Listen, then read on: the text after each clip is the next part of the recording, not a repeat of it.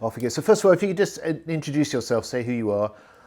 Okay, I'm Frank McAveety. I'm the councillor in the East End of Glasgow for the Shettleston area, but I was also for a 12-year period a member of the Scottish Parliament that covered the inner and outer East End of the city. So you know the East End well. Yeah. And the East End, it seems to me, I mean, I've been here for a while now, but not obviously not as long as you, but it seems to me there's something about the East End of the city which is absolutely the core of what Glasgow's all about. Does it feel like that to you?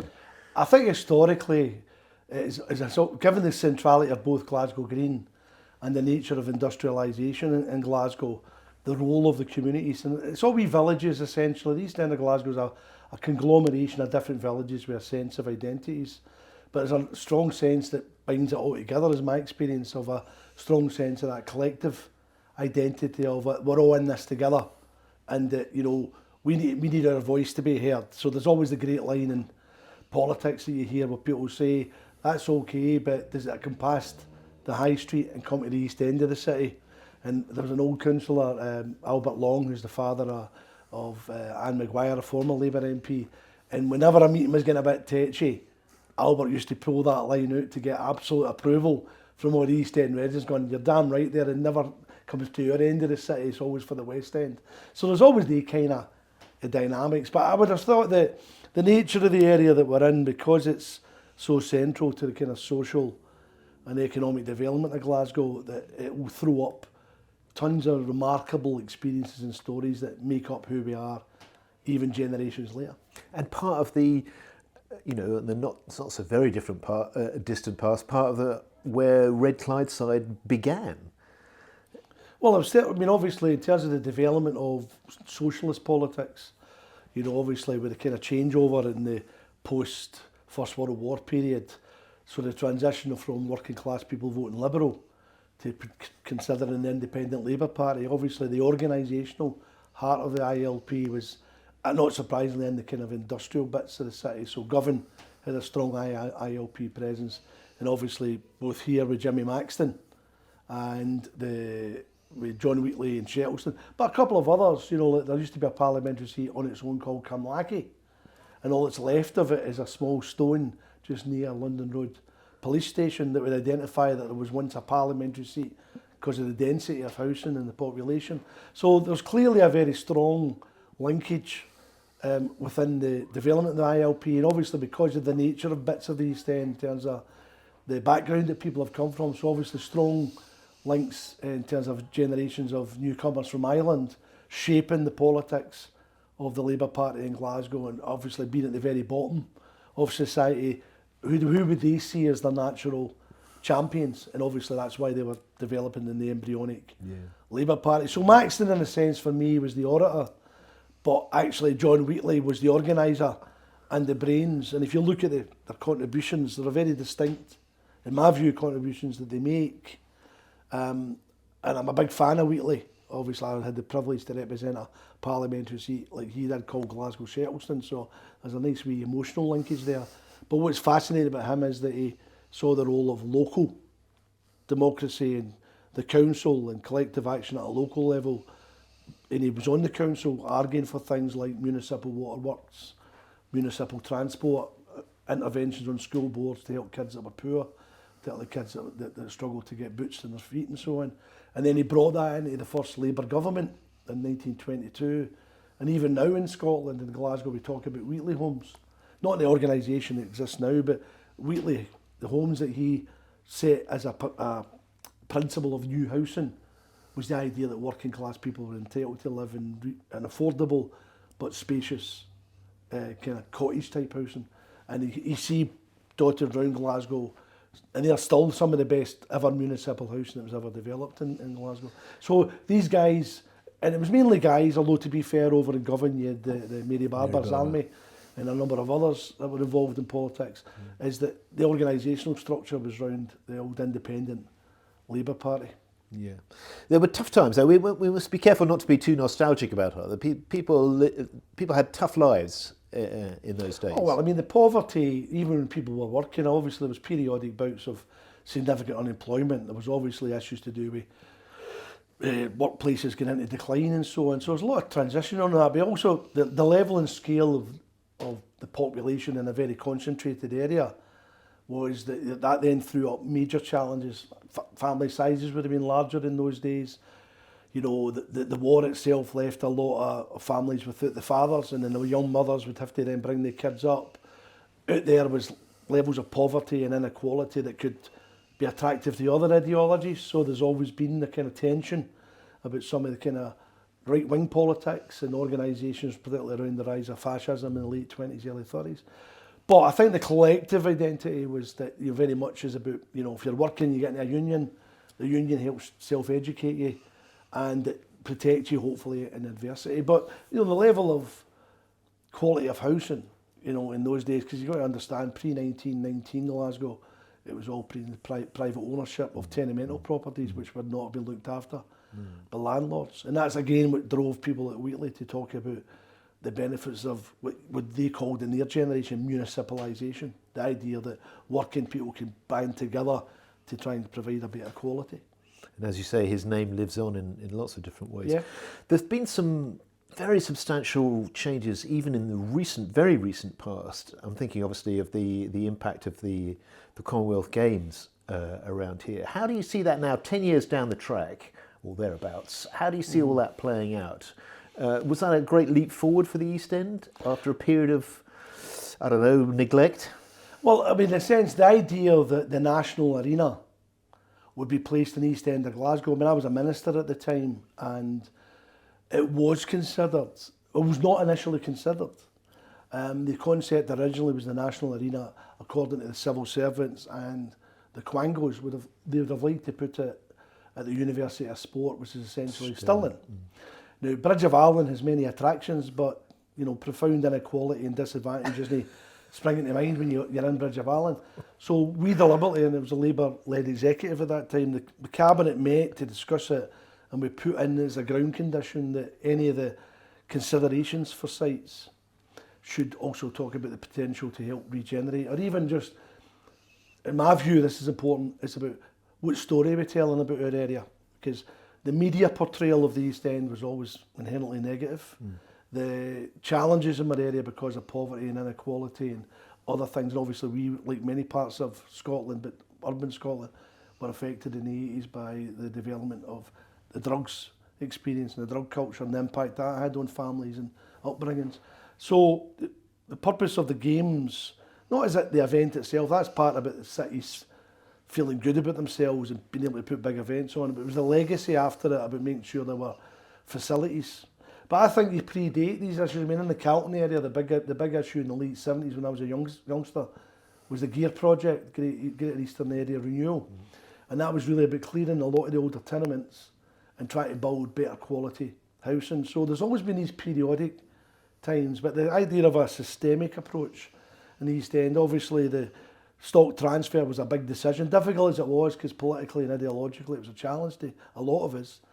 But at the end of the day, it actually made a step change, because it meant that debt was no longer on their tenant, and that if a tenant pays their rent, or the rent is paid, a lot of people were still on housing benefit, is that at least it gets back into improving either the standard of housing, replacing existing housing, or get investment in. So, these were shifts, but ultimately the big challenge in the East End, I will say, is work and the dignity of work, because our predecessor generations understood that.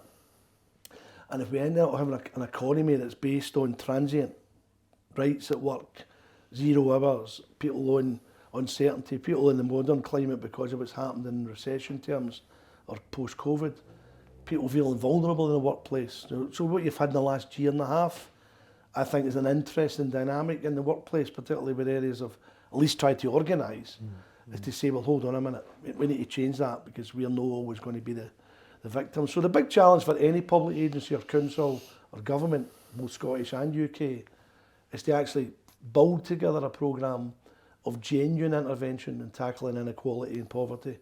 Because the reality is, most of the kids that go to our schools most of the families, if not all of them, want their kids to do well. So our job is to make sure the quality of the schools, primary and secondary, but actually educationalists would say we need to get them even younger. Should get them at early years. We need to have intervention strategies so that a kid arriving in a primary school at 5 isn't a year behind in reading levels, or isn't a year behind in social interaction skills that is automatically assumed for those who come from middle class families. And that's, to me, that's the revolution that needs to take place. So one of the key organisations in the Commonwealth Games legacy is, of course, Clyde Gateway. Yes. So the river is kind of right up front there in the name. How do you see the river in the context of the East End? Both sides of it. I mean, talk about Rutherglen and Cambuslang as well. Yeah. I mean, as we know, the borders of the city are slightly odd in that respect. Exactly. Yeah, well, I remember being on the council, early days when I was on the council, there was always that tension between those who were on the Glasgow District Council from Rutherglen and Cambuslang, who never saw themselves as Glaswegian at all. They saw themselves as kind of County of Lanarkshire people. So there was always that wee critical tension inside the administration for identity. I mean, the challenge for the whole of the city, whether we're at this end of the Clyde or whether you're at your other end over towards Govan and so on, is that, I think it'd be fair to say we've never ever fully utilised in post-industrial Glasgow what do we do with the Clyde. There's lots of structural, economic reasons, investment reasons for that. The power to intervene was handed over to a private port authority, so that changed the dynamic. But ultimately, what do we do about the kind of asset that is the Clyde? And if you're in any other equivalent European city, the way in which those cities have used their water, their main thoroughfare in terms of the river, to regenerate. And that's part of it. I mean, obviously there's an awful lot of new housing now being developed on this, what I call the south part of the East End, going towards Shawfield and Rutherglen and so on. So you can see a lot of new flats, mainly private sector though. So where's the social element to some of this housing, which, to be fair, Glasgow East in particular has had some very good housing associations over the years, who, if they're given the resources and the money, can actually create really, really good quality houses, but also have an intervention strategy at a local level. So there needs to be that greater dynamic, but the reality of the last 10 years, I'll be blunt about this, is Scottish politics has been preoccupied with flags in the Constitution rather than fundamental lived experiences of people about, if there is inequality in this country, why are we not prioritising the resources to reduce that inequality? There's a lot of language about it. There's actually very little delivery. No, actually been done. And we need to avoid the mistakes that were made back in the 50s and 60s when they built huge towns almost the size of Easterhouse without a pub or a shop.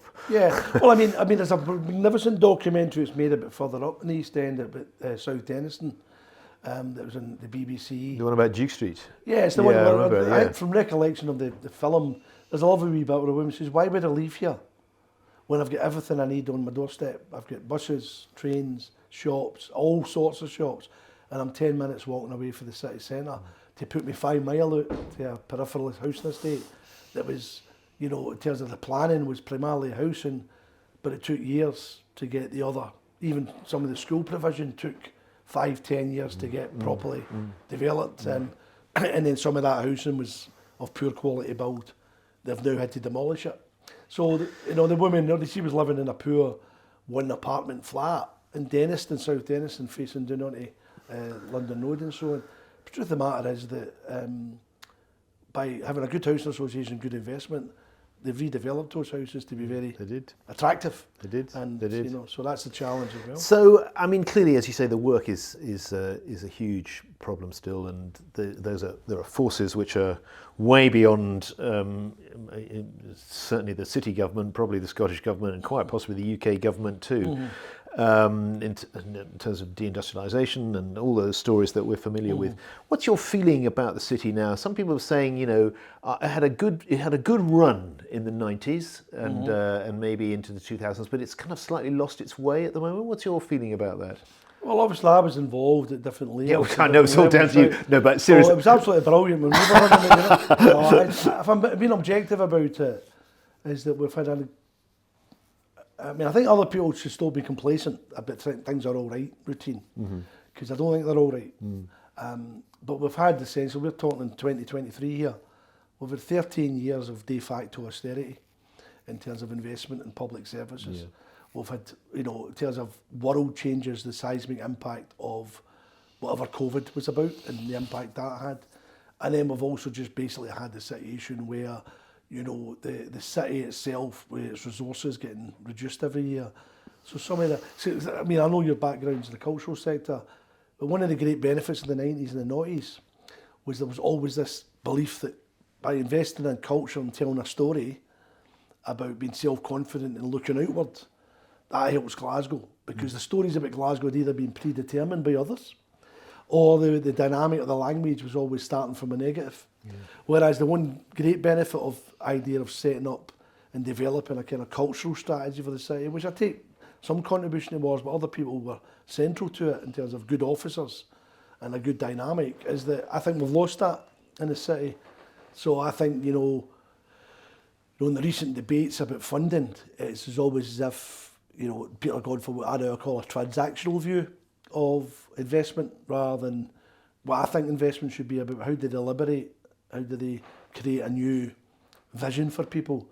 And one way of doing that, particularly for young people in areas like the East End, is, you know, you get them involved in the arts and drama and performance and the whole issue of those feelings, so that they can start to question more and more.